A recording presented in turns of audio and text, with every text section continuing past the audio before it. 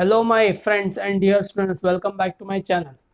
चलिए आज हम लोग स्टार्ट करते हैं अपना नेक्स्ट लेक्चर होगा अपना लेक्चर नंबर 10th। अब ये लेक्चर नंबर 10th में हम लोग क्या देखने वाले हैं सर? जहाँ तक हमें पता है हमने जो किया था कवर, एक तो कंसिडरेशन का डेफिनेशन जैसे स्क्रीन पर दिख रहा है, बिजनेस का डेफिनेशन कवर किया था हमने। फिर इसके बाद कंसिडरेशन का डेफिनेशन, ये दो डेफिनेशन बहुत बड़े थे तो हमने ये दोनों कवर किए विद एग्जांपल्स के साथ। अब नेक्स्ट बढ़ते हम इलेक्ट्रॉनिक कॉमर्स ऑपरेटर का डेफिनेशन देखने के लिए। सर इलेक्ट्रॉनिक कॉमर्स ऑपरेटर क्या होता है? देखो बहुत सिंपल चीज़ है, एक बार पढ़ने से ही समझ में आ जाएगी, कोई नया चीज़ नहीं है इसके अंदर, ठीक है। बट एक चीज़ है यहाँ पे, दो अलग अलग होता है। जैसे कि एक नॉर्मल सेंस में अगर देखोगे आप, मैं यहाँ पे एक एग्जांपल लेता हूँ। इलेक्ट्रॉनिक कॉमर्स ऑपरेटर, देखो सिंपल में चीज़ बताता हूँ। इलेक्ट्रॉनिक कॉमर्स ऑपरेटर का काम क्या होता है? सबसे पहला, कस्टमर एंड सप्लायर, इन दोनों के बीच में क्या करना है, उनको एक प्लेटफॉर्म खड़ा करना है, राइट। प्लेटफॉर्म खड़ा करना है।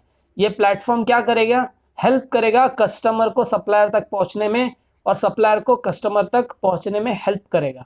तो इसका काम यही तक है क्या सर? नहीं, इसका काम बहुत ज़्यादा ब्रॉड कॉन्सेप्ट है, इसका ब्रॉड स्कोप है। क्या बोल सकते हैं इसको? सर ये जो काम करता है कस्टमर से सप्लायर तक, सिर्फ ये प्लेटफॉर्म का काम नहीं करता है। फॉर एग्जाम्पल मैं यहाँ पर दूंगा अमेजोन की, अमेजोन का एक एग्जांपल दे रहा हूँ। अमेजोन जो कि यहाँ पर ऑलरेडी दिया गया है, अमेजोन फ्लिपकार्ट, इनका काम क्या है? इनका काम क्या है? कस्टमर से सप्लायर तक वो गुड्स को पहुंचाना वो भी उनका काम है। प्लस जैसा फॉर एग्जांपल ट्रांसपोर्टेशन, देखो ट्रांसपोर्टेशन, जो ट्रांसपोर्टेशन कॉस्ट होता है, ट्रांसपोर्टेशन कॉस्ट वो कौन बेयर करता है? वो भी अमेजोन कंपनी के पास होती है। उसके बाद में उसका वेयर हाउसिंग बोल सकते हो, वेयर हाउसिंग भी आजकल कौन करता है? अमेजोन ही करता है। उसके पास सब गुड्स एक वेयर हाउस में जमा होते हैं, सब सेलर्स के, वो भी काम करता है। तो ओवरऑल फिर प्लस प्लेटफॉर्म का भी सर्विस देता है, राइट है। तो ये सब चीजें ना बहुत कुछ देता है अमेजोन। ये सब चीज मिला के इसको क्या बोलेंगे? Electronic commerce operator. बट यहाँ पर क्या प्रॉब्लम है? जीएसटी क्या बोलता है भाई? इसी को सिर्फ इलेक्ट्रॉनिक कॉमर्स ऑपरेटर नहीं बोलेगा। नॉर्मल जो उबर हो गया, नॉर्मल जो है जैसा यहाँ पर एग्जांपल्स दिए, ओला का, उबर, फिर बाद में जोमेटो, स्विगी, ये सब भी क्या है? ये सब भी क्या है? इलेक्ट्रॉनिक कॉमर्स ऑपरेटर बोला जाएगा जीएसटी के हिसाब से। सर इन दोनों में डिफरेंस क्या है? देखो डिफरेंस बहुत सिंपल चीज है। ओला क्या करती है? एक सिर्फ प्लेटफॉर्म दिया है। क्या दिया उसने? सिर्फ प्लेटफॉर्म दिया है। और बाकी जो वो ड्राइवर ड्राइवर प्लस वो जो कार हो गया या फिर ऑटो हो गया, ये जो भी है, और प्लेटफॉर्म देती है सिर्फ ओला। ना कि ये ड्राइवर, ना कार, ना ऑटो, ये सब चीज किसका होता है? पर्सनल वो बंदे का होता है। वो सिर्फ आता है, ओला में रजिस्टर होता है। ओला क्या करता है? उसको कस्टमर सर्च करके देने में काम करता है विद इन लोकेलिटी, एंड उसके बाद में वो ड्राइव करता है, और जो भी पे होता है उसका कमीशन किसको जाता है? ओला को जाता है, राइट। कुछ पार्ट कमीशन जो फेयर, जो ट्रैवलिंग फेयर जो होता है वो किसके पास जाता है? थोड़ा फेयर अपना ड्राइवर के पास जाता है, और कुछ कमीशन पार्ट ओला के पास जाता है। तो सिर्फ ओला क्या करती है? जो सर्विस प्रोवाइड कर रही है वो सिर्फ प्लेटफॉर्म सर्विस दे रही है। वो क्या प्रोवाइड कर रही है? प्लेटफॉर्म सर्विस दे रही है। बाकी वो ट्रांसपोर्टेशन का, वेयर हाउसिंग का, उसका कोई अलग, जैसा अमेजोन करती है स्टार्ट टू एंड तक, पैकिंग का भी काम उसी के हाथ में, राइट है। आप देखोगे अगर सेलर जो बेचता है तो पैकिंग भी कौन करके देता है? अमेजोन करके देता है। वहां पे बहुत सारे वर्कर्स है। मतलब अमेजोन एक छोटा कॉन्सेप्ट नहीं है, वो पूरा इलेक्ट्रॉनिक कॉमर्स ऑपरेटर है, ठीक है। मतलब पूरा स्टार्ट टू एंड तक वो पूरा मैनेज करता है हर चीज को। रिफंड रिटर्न करना होगा, रिटर्न भी कौन करता है? अमेजोन रिटर्न करवाता है पूरा, राइट है। तो ओला उतना ये सब चीज नहीं हैंडल करती, ना उबर हैंडल करता है, राइट है, ना जोमेटो। जोमेटो भी क्या करता है? जोमेटो का काम क्या होता है? चलो ये रब कर देता हूँ एक बार, उसके बाद में हम बात करते हैं, ठीक है। चलो, तो जोमेटो का काम क्या होता है? जोमेटो का काम क्या होता है? जोमेटो यहाँ पर होटल होता है, राइट है, और यहाँ पे कस्टमर होता है। ये दोनों को एक प्लेटफॉर्म देती है बस, और कुछ नहीं करती है। क्योंकि होटल पूरा खर्चा उठाएगी, जो भी वहां पर मेन्यू का जो भी खर्चा होगा, राइट है, वो ब्रेकफास्ट डिनर लंच जो भी करना होगा वो सब खर्चा किसका है, जोमेटो का है, सॉरी जोमेटो बोलता हूँ, होटल का है। होटल ही वहां पे एम्प्लॉय करेगी लोगों को। जोमेटो क्या करेगी, सिर्फ बीच में एक डिलीवरी करेगी, सिर्फ डिलीवरी करेगी और कुछ नहीं करेगी, डिलीवरी करेगी कस्टमर तक, वो भी इनका बंदा होता है, उस पर भी वो चार्जेस लेता है, राइट। तो इसमें भी इसने क्या दिया, एक प्लेटफॉर्म दिया कस्टमर और होटल को मिलाने का। तो ऐसे करके जोमेटो भी। तो सर ये अमेजोन एंड जोमेटो में फर्क क्या है सर, कुछ फर्क नहीं है, दोनों का काम वैसे ही है, बट एक ज्यादा लेवल पे करता है और एक बहुत छोटे लेवल पे करता है, ठीक है। तो अमेजोन को इन नॉर्मल लैंग्वेज अगर आप जीएसटी से बाहर बात करोगे तो इलेक्ट्रॉनिक कॉमर्स ऑपरेटर बोला जाता है, क्या बोला जाता है, ऑपरेटर। और whereas जोमेटो को क्या बोला जाएगा, जोमेटो को एग्रीगेटर बोला जाएगा, क्या बोला जाएगा, यहाँ पर वर्ड देखो एग्रीगेटर, क्या बोला जाएगा उसको, एग्रीगेटर बोला जाएगा। Aggregator and electronic commerce operator ये दोनों अलग चीज है, अगर बाहर अब देखते हो। But in case of GST, GST क्या बोलता है, ये दोनों भी क्या है, सेम है उसके नजर में। क्या हुआ, ये दोनों भी क्या है, सेम है, जोमेटो भी वही काम करता है और अमेजोन भी वही काम करता है, और दोनों को इलेक्ट्रॉनिक कॉमर्स ऑपरेटर बोला जाएगा, ऐसा जीएसटी बोलता है, ना कि बाहर कुछ अलग है उसका मीनिंग, ठीक है। तो ऐसे करके जीएसटी बोलता है, इन पे जीएसटी लगेगा और जीएसटी का प्रोविजंस एप्लीकेबल होगा। तो ये बना अपना इलेक्ट्रॉनिक कॉमर्स ऑपरेटर। चलो अभी हम डेफिनेशन के बारे में एक बार पढ़ लेते क्या लिखा है, ठीक है।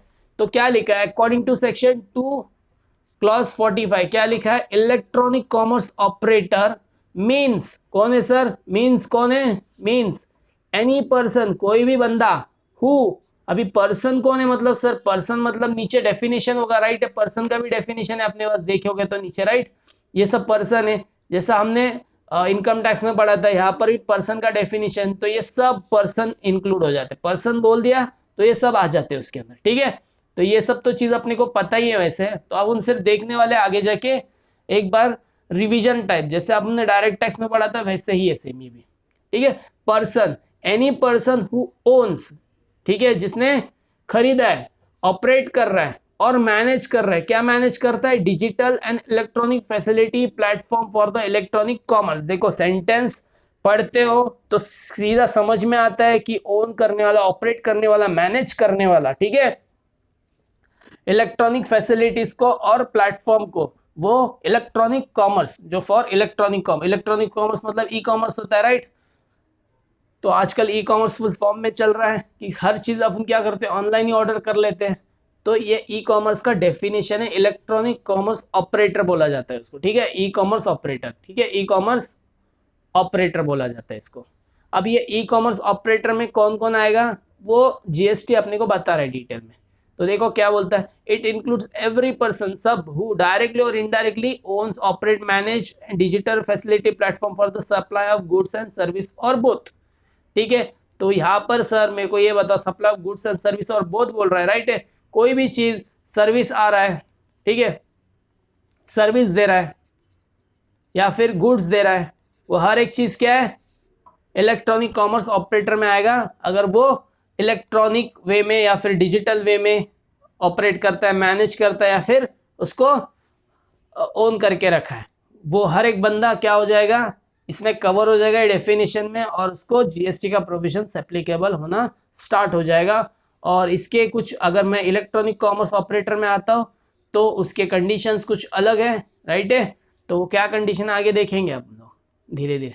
तो एग्रीगेटर, अभी एग्रीगेटर का मैंने आपको बता दिया, एग्रीगेटर प्लेटफॉर्म प्रोवाइड करता है, वेयरएज इलेक्ट्रॉनिक कॉमर्स ऑपरेटर जो होता है इन नॉर्मल लैंग्वेज, ठीक है, वो कुछ बड़ा होता है एग्रीगेटर से, ठीक है। वाइल एग्रीगेटर जैसे उबर हो गया, ओला हो गया, जोमेटो हो गया, स्विगी हो गया, देखो इनका काम बहुत कम है अमेजोन और फ्लिपकार्ट से, ठीक है। अमेजोन और फ्लिपकार्ट जब आता है अपने घर पे तो उनका खुद का क्या होता है, पैकेजिंग होता है, राइट है, खुद का पैकेजिंग होता है, बहुत कुछ होता है उसके अंदर। अमेजोन खुद के प्रोडक्ट भी बेचती है, अमेजोन मैनेज करती है पूरा सिस्टम को, इतनी बड़ी इनका सिस्टम है कि आप पता नहीं कर सकते हो। बट ओला, जोमेटो तो सिर्फ एक ऐप है, एक प्लेटफॉर्म है जहां पर ये होता है, उसके बाद में ओला सिर्फ वहां पे ट्रैवल करके खत्म हो जाती है। यहाँ पर बहुत सारा काम आ जाता है अमेजोन के पास, ठीक है। उसका खुद का वेयर हाउस भी होता है, मैंने बताया जैसे आपको पहले। Only connect the customer with the supplier servicer, ठीक है। इन लोग का काम क्या होता है, सिर्फ कनेक्ट करना। क्या करना है, इनका काम सिर्फ होता है कनेक्ट करना। ये जो एग्रीगेटर का काम क्या होता है, customer customer and supplier in दोनों को कनेक्ट करने का काम सिर्फ करता है, राइट है। कभी ओला ऐप ओपन करो और एक गाड़ी बुक करो, तो खुद ब खुद वो क्या करता है, जो भी तुम्हारे लोकेलिटी में गाड़ियां होती है, राइट है, ऑटो बुक किया मैंने तो ऑटो वो आपको बता देता है कि यहाँ पर 4 ऑटो खड़ी है, तो आपको मिल जाएगी ऑटो। तो उसी हिसाब से क्या करता है, जो ऑटो ड्राइवर है और जो कस्टमर है उनको कनेक्ट करने का काम करती है। नेक्स्ट क्या है, ई कॉमर्स ऑपरेटर जो होता है, जैसे Amazon Flipkart facilitates the entire process of the supply of goods and service. तो ये क्या करती है, कॉमर्स ऑपरेटर पूरा एंटायर प्रोसेस क्या करती है, प्रोसेस करती है स्टार्ट टू एंड तक, ठीक है। Under the GST law even aggregators would be covered under the definition of e commerce. मतलब जीएसटी लॉ में एग्रीगेटर्स को भी क्या किया, मतलब एग्रीगेटर्स हो प्लस ई कॉमर्स ऑपरेटर हो, ठीक है, ऑपरेटर हो, ये सबको मिला के ई कॉमर्स ऑपरेटर बोल दिया गया है, खत्म। तो सब मिला के ऐसा एग्रीगेटर कोई अलग नहीं अपने लिए, ई कॉमर्स ऑपरेटर, यही जीएसटी इनको प्रोविजन एप्लीकेबल होगा, ठीक है।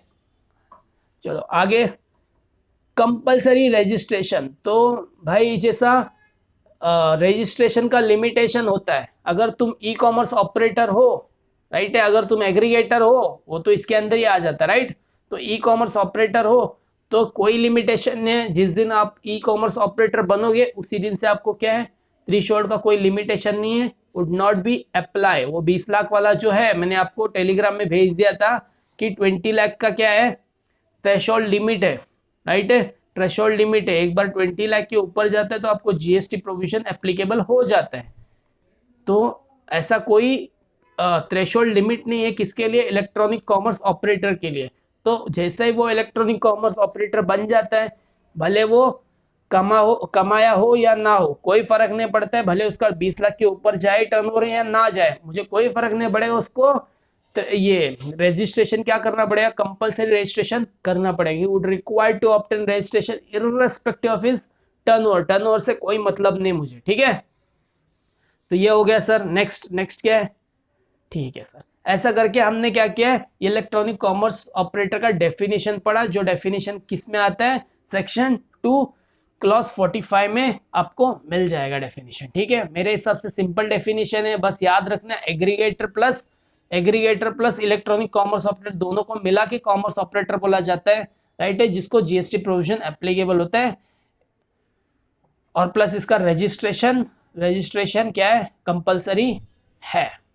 अब नेक्स्ट क्या बात कर रहे हैं सर, नेक्स्ट बात करता है गुड्स। वेरी इंपॉर्टेंट, गुड्स का डेफिनेशन, क्योंकि जब हम जीएसटी बोलते हैं तो क्या लिखते हैं अपन, गुड्स एंड सर्विस टैक्स लिखते हैं, राइट है। तो तुमको क्या करना पड़ेगा, ये गुड्स को डिफाइन करना पड़ेगा। गुड्स का मतलब क्या है, क्वेश्चन मार्क, इसका मतलब क्या है, गुड्स किसे बोला जाए, राइट है। सर्विस किसे बोला जाए, ये भी पूछना पड़ेगा, सर्विस किसे बोला जाए। तो इसका डेफिनेशन आगे आ जाएगा अपने को, ठीक है। बट इसका डेफिनेशन अभी आ चुका है, तो वो डेफिनेशन कौन से सेक्शन में, 252, सेक्शन 2 क्लॉज 52 में आपको ये डेफिनेशन मिल जाएगा, जो कि यहाँ पर क्लियरली हमने मेंशन किया है। चलो, ये गुड्स का डेफिनेशन जो है वो प्रॉपरली ये डायग्राम में आपको समझ जाएगा। मैं इसको एक बार पढ़ लेता हूँ, ठीक है। गुड्स मीन, सेक्शन 2 क्लॉज 52 में गुड्स मतलब क्या होता है, मीन्स डेफिनेशन है, गुड्स इंक्लूड नहीं है, राइट है। इंक्लूसिव डेफिनेशन अलग होता है, मीन्स है ये।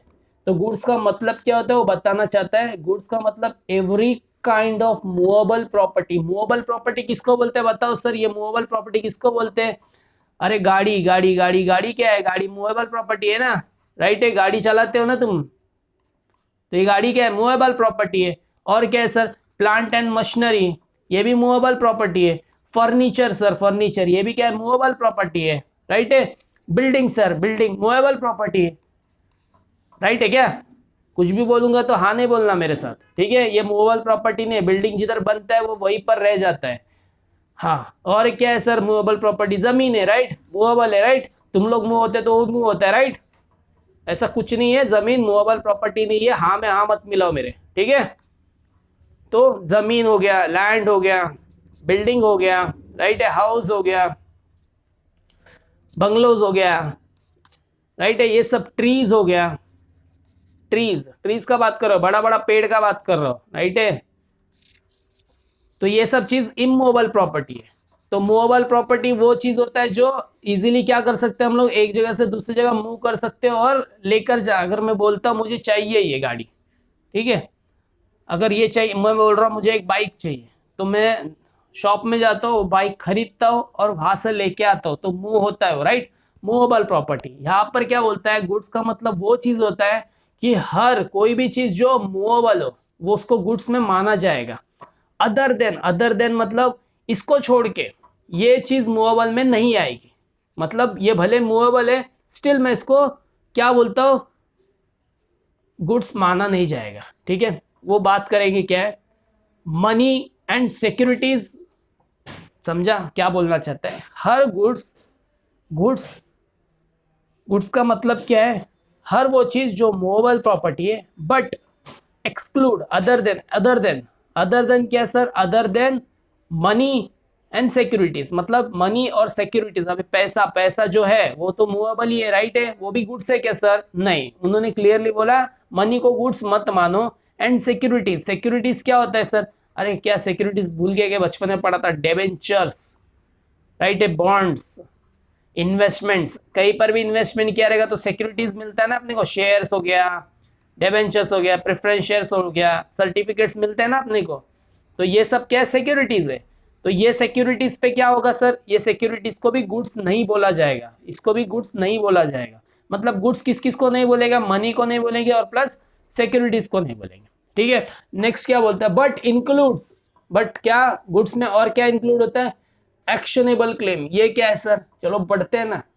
उसके बाद में ग्रोइंग क्रॉप्स, क्रॉप्स जो ग्रो हो रहे हैं, राइट है, खेती में जो क्रॉप्स ग्रो हो रहा है, तो वो भी क्या है बोलता है, गुड्स है। ऐसा मत बोलना वो ट्रीज के साथ मिला मत देना उसको। ग्रास हो गया, ठीक है, ग्रास को भी क्या बोल रहा है ये, मूवेबल। ग्रास को भी हम क्या कर सकते हैं, लेकर बेच सकते हैं मार्केट में।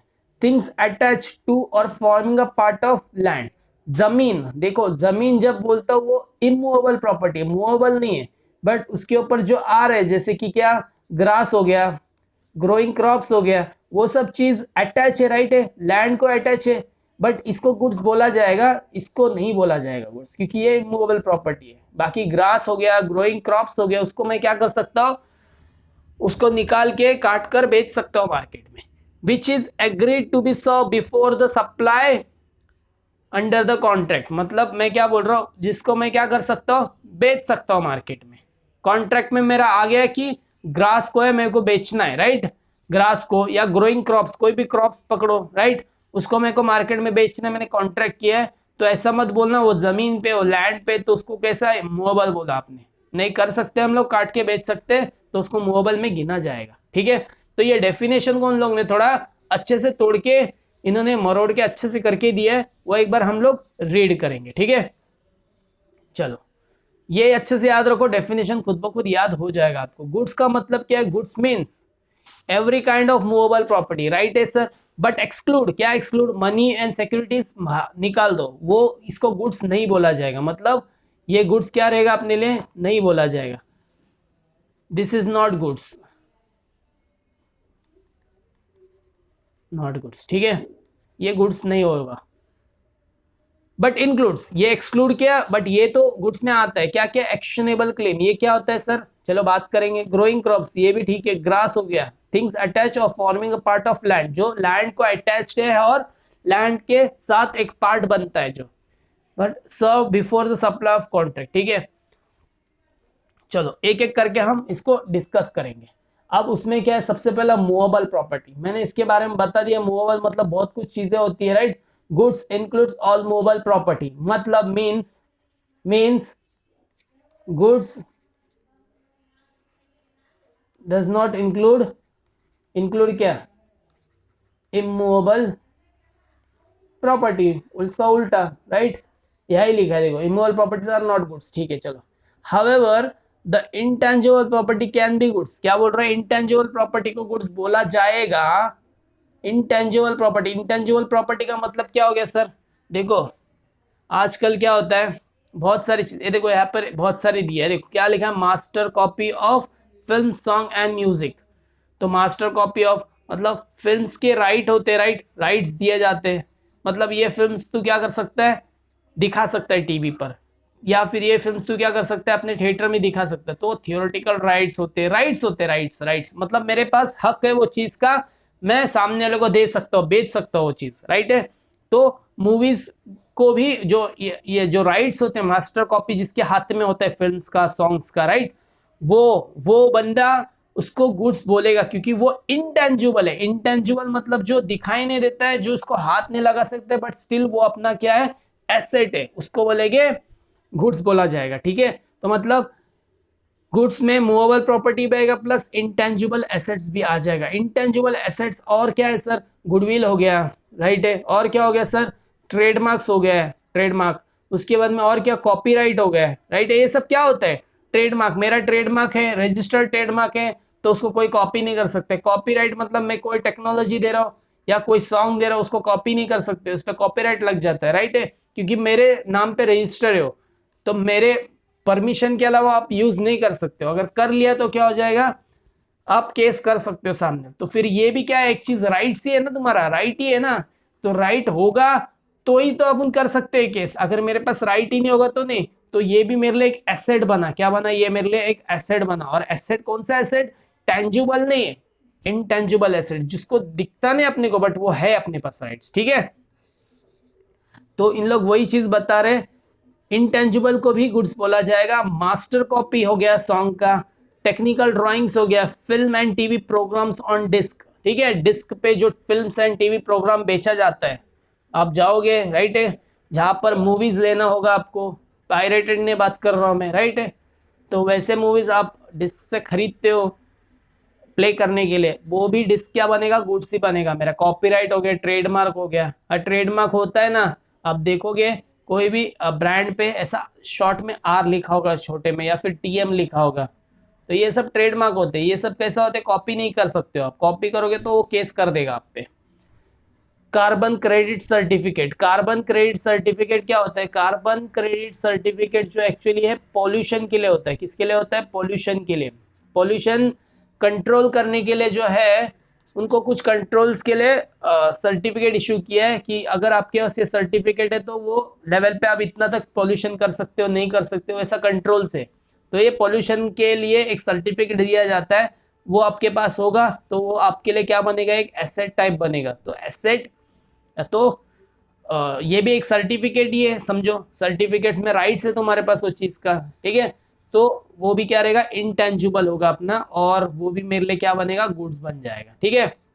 नेक्स्ट क्या है, ड्यूटी क्रेडिट स्क्रिप्ट, ये सब जो है क्रेडिट स्क्रिप्ट हो गया, और ड्यूटी एंटाइटलमेंट पासबुक स्कीम हो गया, ये सब कहाँ पर यूज होता है, कस्टम्स में यूज होता है। कस्टम्स जब हम क्रेडिट क्लेम करते हैं सामने वाले से, ठीक है, मैंने एक्सपोर्ट किया, मुझे इतना क्रेडिट मिलना चाहिए, इतना स्क्रिप्ट होता है उसका, तो ये सब कस्टम्स में वर्ड यूज होने वाली चीज है।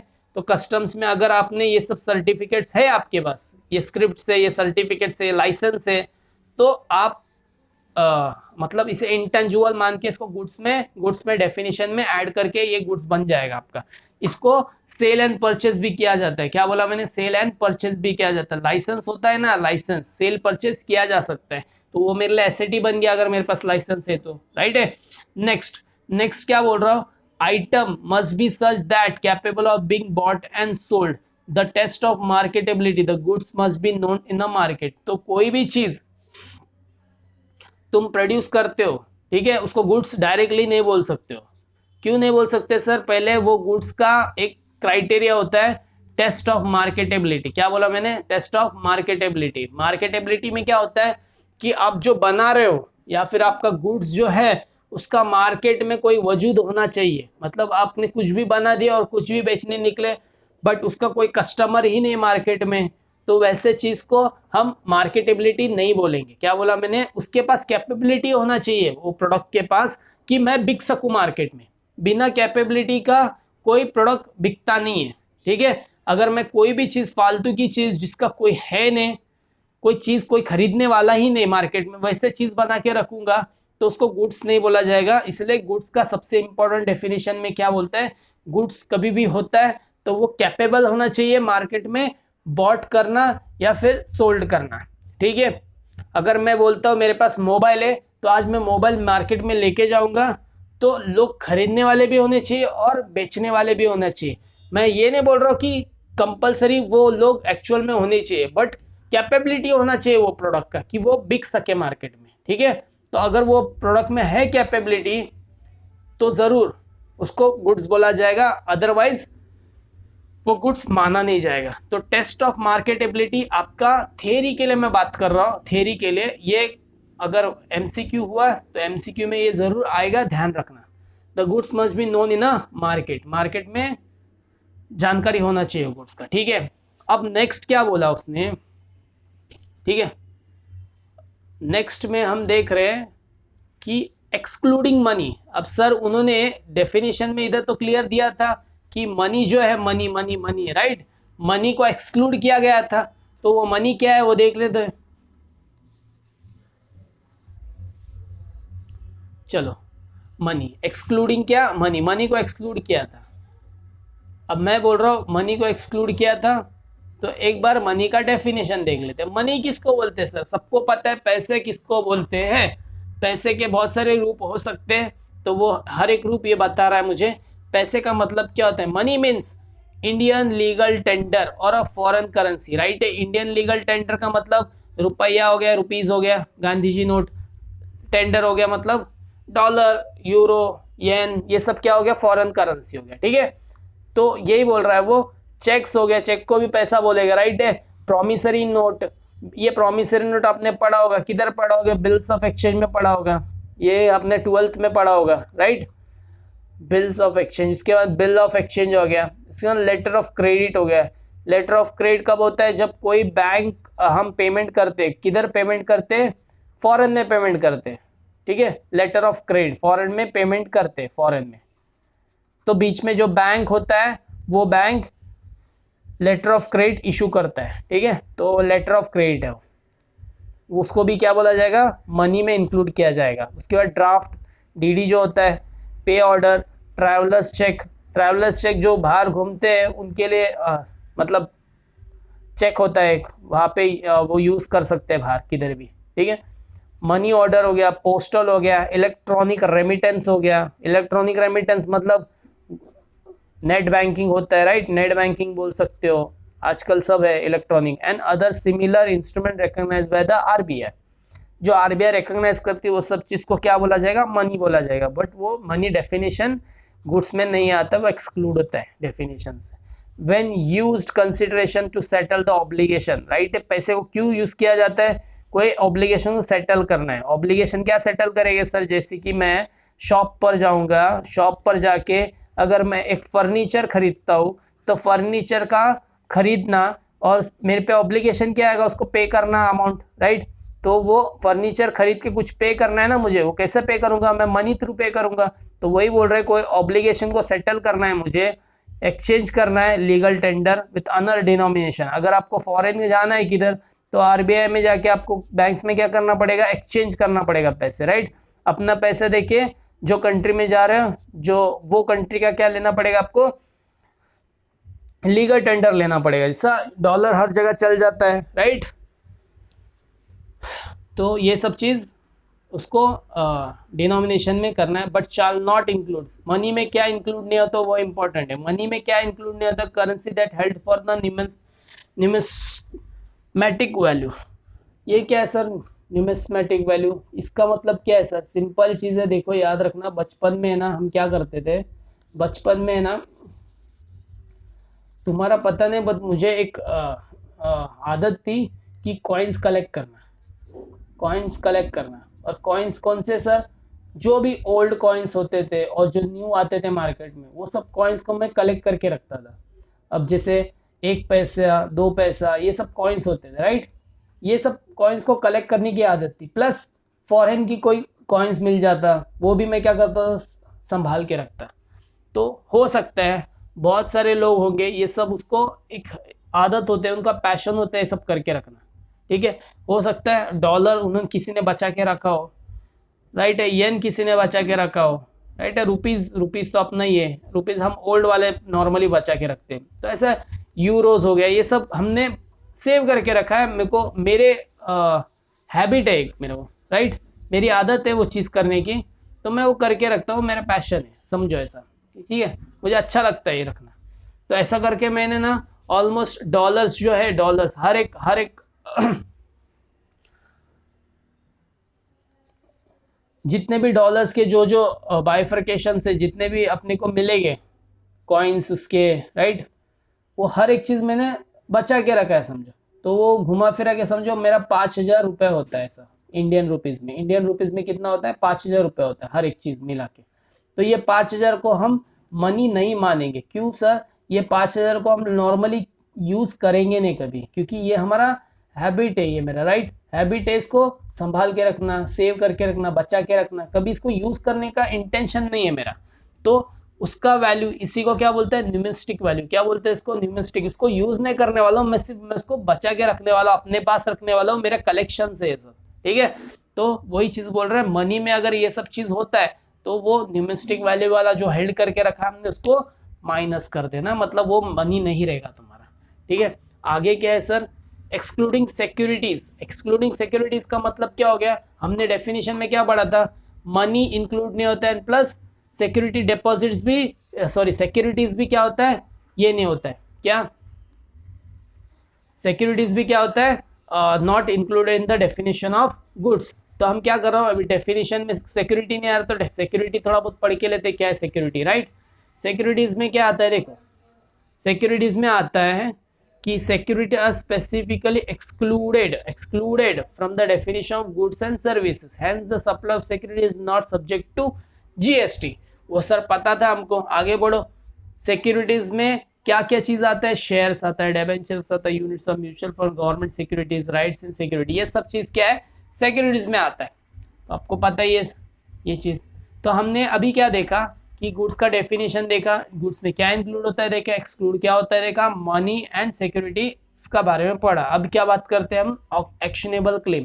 एक्शनेबल क्लेम का मतलब मैं सिंपल से बोलूंगा, एक्शन क्लेम, मतलब कोई चीज अगर इवेंट कोई घटता है, event happens, in such case we have right to claim. समझा मैं क्या बोल रहा हूं, कोई चीज होता है तो वो होने के बेसिस पे मेरे पास राइट्स मिल जाता है कि मैं क्या कर सकता हूँ, क्लेम कर सकता हूँ। फॉर एग्जाम्पल, एक एग्जाम्पल देता हूँ शॉर्ट में छोटा सा, ठीक है। ए और बी के बीच में क्या हुआ, एक कॉन्ट्रैक्ट हुआ, ठीक है। कॉन्ट्रैक्ट में क्या बोला गया, भाई ए तेरे को सेल करेगा, बी तुझे क्या करेगा, पेमेंट करेगी, ठीक है। अब ए जब सेल करेगा, उसने 1 लाख का गुड्स सेल कर दिया, ठीक है, 1 लाख का जो भी है चलो, और बी ने क्या बोला, मैं पे करूंगा 3 मंथ में, ठीक है, इंस्टॉलमेंट में 3 मंथ में मैं क्या करूंगा, पे करूंगा।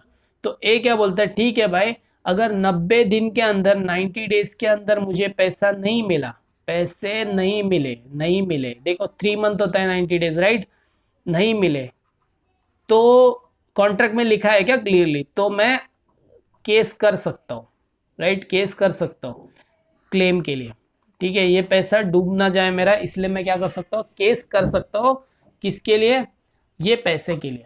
तो इसको बोलते हैं एक्शनेबल क्लेम बोल सकते हैं। फॉर एग्जाम्पल, अगर ये जिस दिन पैसा नहीं देता है, तो एक इवेंट घड़ा, राइट, इधर हैपन हुआ एक इवेंट, कॉन्ट्रैक्ट के हिसाब से क्या बोला था, अगर आपने पैसा नहीं दिया तो उस दिन मैं क्या करूंगा, केस डाल सकता हूं आप पे, वो पैसे क्लेम करने के लिए। तो एक्शनेबल क्लेम मतलब मेरे पास राइट्स है, ए के पास राइट्स है एक्शनेबल क्लेम की। अगर in case of B default हो जाता है, then A will claim as an actionable claim, मतलब वो क्या कर सकता है, क्लेम कर सकता है, एक्शनेबल क्लेम है उसके पास, वो आगे जाके राइट से उसके पास वो केस करके आपसे पैसे निकलवा सकता है, ठीक है। और एक एग्जांपल, चलो ये सर ये नहीं क्षमा, तो भी टेंशन मतलब, ये तो ऐसा बहुत नॉर्मली सब हो जाता है बिजनेसेस में। स्टिल मैं एक नॉर्मल और एक एग्जांपल देता हूँ, वो है वो अपना हमने बाइक लिया, बाइक लोन, ठीक है, बाइक लोन, बाइक खरीदा मैंने मस्त। अब ये बाइक जो है ना बैंक से खरीदा, राइट, बैंक मतलब बैंक से लोन लिया ना मैंने, और मैं कौन हूँ इधर, कस्टमर हूँ, राइट। बाइक तो खरीद ली भाई, मेरे पास बाइक आ गई, राइट है, बाइक आ गई है मेरे पास। अब बैंक लोन दिया है आपको, बाइक लोन। अब वो समझो वो भी 1 लाख का लोन है, ठीक है, 1 लाख का लोन है, 1 लाख का लोन है, ठीक है। अब 1 लाख का लोन दिया बैंक ने, अब वो क्या करेगा, ईएमआई थ्रू आपसे लेगा पैसा, ईएमआई में प्रिंसिपल प्लस इंटरेस्ट ये सब होता है, राइट। बैंक लोन स्टेटमेंट आप देखोगे तो पता चल जाएगा, राइट, ईएमआई। तो इसको बोला गया है कि आगे के 3 इयर्स जो है आपको मंथली मंथली मंथली क्या करना है, 2-2,500 रुपए आपको पे करते जाना है, एज एन क्या बोल सकते हैं इसको, ईएमआई, राइट, ईएमआई।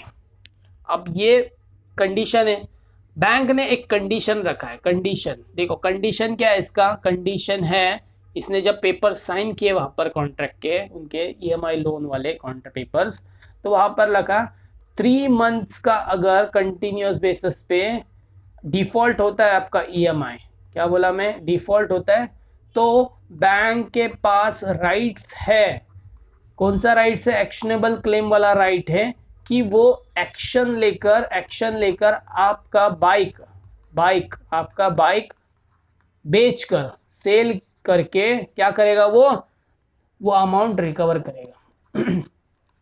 ये तो सिंपल चीज है, आपको ही पता होगा, राइट है। बाइक लोन, अगर बाइक लोन पे नहीं करते हो आप तो क्या करेगा बैंक, बाइक लेकर चला जाएगा घर से, और उसको मार्केट में वो जो भी भाव होगा उसको बेचकर वो क्या करेगा, अपना अमाउंट रिकवर करेगा। तो ये सिंपल फंडा आपको समझा।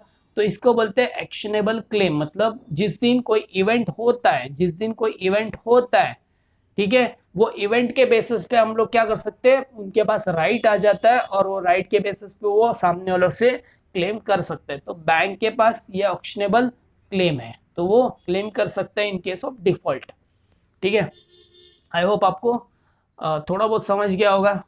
मैंने कोशिश की 2 एग्जांपल देके इसको समझाने की, बाकी सब सिंपल है इसलिए इतना ज़्यादा डिटेल में नहीं जा रहा हूँ मैं, ठीक है।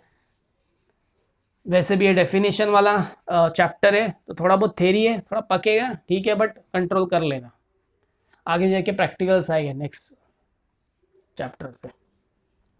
ग्रोइंग क्रॉप सर छोड़ दो, क्या है इसमें पढ़ना, ग्रास एंड फार्मिंग, चलो इसको हम डिटेल में अगर देखते हैं तो दिया है, तो देखो यहाँ पर जो डेफिनेशन दिया है, डेफिनेशन सिर्फ अभी 2 चीज का ही दिया है। अब यहाँ पर पहले ग्रोइंग क्रॉप्स के बारे में पढ़ लेंगे। Growing crops grass things attach to the earth, जो अर्थ से अटैच है वो सब चीज को भी हम क्या मानेंगे, गुड्स मान सकते हैं, बट वो क्या होना चाहिए, ग्रोइंग क्रॉप्स होना चाहिए, ग्रास होना चाहिए, और जो भी थिंग्स अटैच है जो रिमूवेबल है लेके हम ये कर सकते हैं, बेच सकते हैं। Growing crops grass thing attach to forming a part of land which agree to be severe for before served before the supply under the contract, तो मैं कॉन्ट्रैक्ट के हिसाब से मैं उसको बेच सकता हूँ।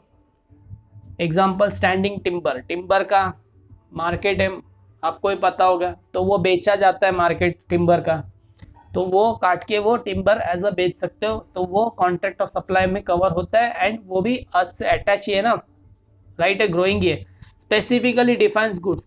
हाँ ये वेरी इंपॉर्टेंट, ये अच्छे से याद रखना, मैंने पहले बात किया, but standing trees are not goods. तो कोई भी पेड़ खड़ा है, ठीक है, उसके आम जो है मैंगोज है, उसके आम जो है मैंगोज है, वो तुम्हारे लिए गुड्स बन जाएंगे, राइट है, बट ट्री नहीं बनेगा। ये स्टैंडिंग ट्री नहीं, सिर्फ क्रॉप्स का बात कर रहे हैं, ग्रास का बात कर रहे हैं, ग्रोइंग क्रॉप्स का बात कर रहे हैं, राइट है। तो ये सब चीज पे भी ध्यान देना। तो ऐसा करके हमने क्या कवर किया, यहाँ पर हमने ग्रोइंग क्रॉप्स का कवर किया। सर अभी जो और एक चीज इंक्लूड है, एक्शनेबल क्लेम, क्या है एक्शनेबल क्लेम, मैंने इसका एग्जांपल ऑलरेडी दे दिया। सबसे इंपॉर्टेंट ये लाइन है, जो चीज कवर नहीं होता है जीएसटी में, ये आपको अच्छे से पढ़ना है, ये याद करना है, ये आपको एमसीक्यू में भी आ सकता है, प्लस आपके थ्योरी टाइप क्वेश्चन में भी आ सकता है, थ्योरी टाइप क्वेश्चंस में भी आ सकता है, शॉर्ट नोट जो बोलते हैं। तो what are the actionable claims which are not taxable under GST या फिर are not subject to GST. देखो यहाँ पे एक बार मार लेते रिव्यू।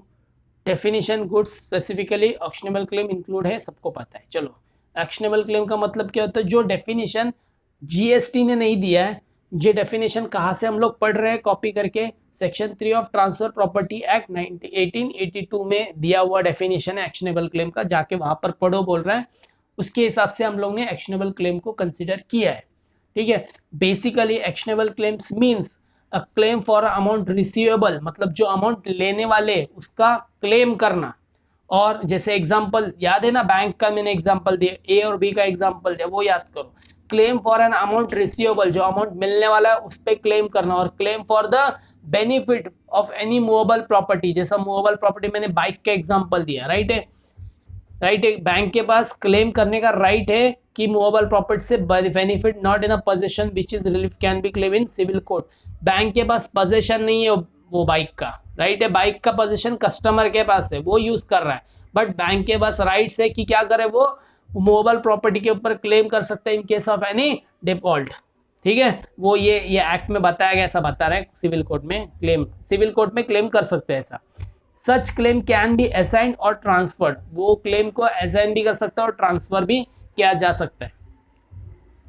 नेक्स्ट क्या? Actionable claim other than lottery, betting, gambling और neither supply of goods and nor service. तो वो क्लियरली बोला है, ये वेरी इंपॉर्टेंट लाइन है, मैं फिर से बोल रहा हूँ, इसको मैं भले अलग कलर से हाईलाइट करता हूँ, बट ये अच्छे से याद कर लेना। ठीक है, क्या है सर? वो ये वाला point, actionable claim other than lottery, betting, gambling. तो एक्शनेबल क्लेम जो लॉटरी, बेटिंग और गैम्बलिंग को छोड़कर, neither supply of goods and service nor, मतलब ये बोलना चाहता है ये तीन को छोड़ के कोई भी चीज आता है वो चीज गुड्स नहीं बोला जाएगा और ना कि उसको सप्लाई बोला जाएगा। ये किधर लिखा है? मैंने नहीं लिखा है, ये schedule 3 of CGST act, read with section 7 section 2 sub section 2 और सब क्लॉज ए में लिखा गया है सीजीएसटी एक्ट में। तो ये मेरे लिए वेरी इंपॉर्टेंट लाइन हो गया, आपको याद करना पड़ेगा ये चीज। एक्शनेबल क्लेम में क्या आता है? लॉटरी आता है, बेटिंग आता है, गैम्बलिंग आता है। ये तीनों को छोड़ के बाकी कोई सर्विसेज एक्शनेबल क्लेम में इंक्लूड नहीं होता है, ऐसा ये सेक्शन के हिसाब से, ये शेड्यूल के हिसाब से। ठीक है, thus only activities relating to lottery, betting, gambling are subject to, देखो कितना मस्त इन्होंने बोल दिया पहले से एक्शनेबल क्लेम में। तुम यहाँ वहां मत जाना, सीधा सिंपल सा चीज है ये, दो चीज लाइन वेरी इंपॉर्टेंट, अच्छे से मैंने अलग से कलर दिया है दोनों को। ठीक है, तो only activities relating to lottery, betting, gambling are subject to क्या है? GST. Other than this actionable claims are not subjected to GST. अभी नॉट सब्जेक्ट टू सर कौन से आएगा? नीचे बहुत सारी चीजें, क्यों टेंशन ले रहे हो? ये देखो ना, ये सब याद कर लो अच्छे से। इंश्योरेंस पॉलिसी क्या होता है सर? इंश्योरेंस पॉलिसी जब एक बंदा मरता है, कुछ होता है, उसको एक्सीडेंट होता है, कोई तो चीज में इंश्योरेंस पॉलिसी लेता है यार, राइट है? फायर इंश्योरेंस पॉलिसी, अगर आग लग जाए तो बिजनेस क्या क्लेम कर सकते हैं? तो कोई भी एक्शन होता है, एक इवेंट होता है, तब जाके हम क्या कर सकते हैं? राइट्स मिलता है ना उनको। तो इंश्योरेंस पॉलिसी, ये भी एक्शनेबल क्लेम आता है, but as per this definition ये इंक्लूड नहीं होगा जीएसटी के लिए। नेक्स्ट क्या? Partner rights to sue for the account of dissolve partnership. अगर पार्टनरशिप डिसॉल्व होता है तो एक पार्टनर के पास राइट्स होता है कि अपना स्यू करके जो भी है उसके जो बेसिस पे उसने स्यू किया रहेगा वो क्लेम कर सकते हैं। Claim for arrears of rent, अभी रेंट पे नहीं किया रहेगा बंदे ने, राइट है? अब केस करके वो ले सकता है। Right to claim provident fund का भी ऐसी है, प्रोविडेंट फंड भी ले सकते हैं। अनसिक्योर्ड लोन, लोन दिया है आपने, पैसा दे ही नहीं रहा है, तो आपके पास राइट है, आप क्या कर सकते हो? कॉन्ट्रैक्ट के बेसिस पे क्लेम कर सकते हो। Option to purchase security immovable property. ठीक है, तो ये सब ऑप्शन है। नेक्स्ट क्या है? Right to sue for the infringement of brand and copyright, कोई कॉपीराइट आप कॉपी कर लेते हो, राइट है, बिना परमिशन के सामने वाले। ब्रांड मैंने लास्ट टाइम दिया था, क्या दिया था एग्जांपल में? एक प्यूमा और पूमा, ये ऐसा ऐसा नाम लेके इन लोग कंफ्यूज करते लोगों को, राइट है? ऐसा कुछ भी होता है, इन्फ्रिंजमेंट होता है ब्रांड का या कोई कॉपीराइट का, राइट है? कोई म्यूजिशियन आया, सेम सॉन्ग उठाया, सेम म्यूजिक उठाया और दूसरा गाना बना दिया विथ अलग लिरिक्स, तो सामने वाला जो म्यूजिशियन होता है, जिसका राइट्स होता है म्यूजिक के ऊपर, वो क्लेम कर सकता है। तो जब भी कोई भी ऐसा इवेंट ऑकर होता है तो उस इवेंट के बेसिस पे हम क्लेम कर सकते हैं, इसको बोलते हैं एक्शनेबल क्लेम। अब एक्शनेबल क्लेम में क्या इंक्लूड होता है सर? इसमें क्या इंक्लूड होता है? इसमें क्या इंक्लूड होता है? ओनली इंक्लूड क्या सर? Lottery, betting, gambling. मेरे हिसाब से डाउट नहीं होना चाहिए। और बाकी जो बचा हुआ, इधर हिंदी में लिख देता हूं, बाकी जो बचा हुआ है वो सब क्या होगा? Not liable for GST provisions. वो जीएसटी का प्रोविजन में नहीं आएगा, उसमें जीएसटी, क्योंकि उसको गुड्स एंड सर्विसेज माना ही नहीं गया। तो ऐसे करके हमने आज क्या कवर किया? इलेक्ट्रॉनिक कॉमर्स ऑपरेटर का डेफिनेशन, फिर गुड्स एंड सर्विस का डेफिनेशन में हमने कवर किया। आने वाले लेक्चर में हम लोग इंडिया का डेफिनेशन, जो कि हमने ऑलरेडी पढ़ा है, तो इस पर मैं ज़्यादा टाइम नहीं वेस्ट करूँगा। आने वाले लेक्चर में नॉन टैक्सेबल सप्लाई के बारे में बात करेंगे, फिर पर्सन के बारे में बात करेंगे, principle supply, recipient, reverse charge service, ऐसा करके सप्लायर, ऐसे बहुत सारे और डेफिनेशन है, लास्ट ऐसी है। और आने वाले 10 डेफिनेशन से आगे वो भी हम धीरे धीरे करके सब कवर कर लेंगे। एक बार डेफिनेशन खत्म हुआ तो अपने प्रैक्टिकल चैप्टर्स में पहुंच जाएंगे अपन। ठीक है, चलिए, तो ऐसा करके मैं आज ये लेक्चर फिलहाल क्लोज करता हूँ। अगले लेक्चर में मिलते हैं, तब तक के लिए share, subscribe and comment if you have any doubt about this theory, जो भी है, थेरी है, लेक्चर है, सेशन है, जो आपको ठीक लगे, जो आपको लगे डाउट है तो आप पूछो। और ज़रूर हमारे टेलीग्राम लिंक से ज्वाइन हो जाना। वहाँ पे मैं नोट्स वगैरह शेयर करते रहूँगा, या कुछ वीडियोज़ है वो भी शेयर करता रहूँगा अपनी तरफ से। ठीक है, चलिए, बाय।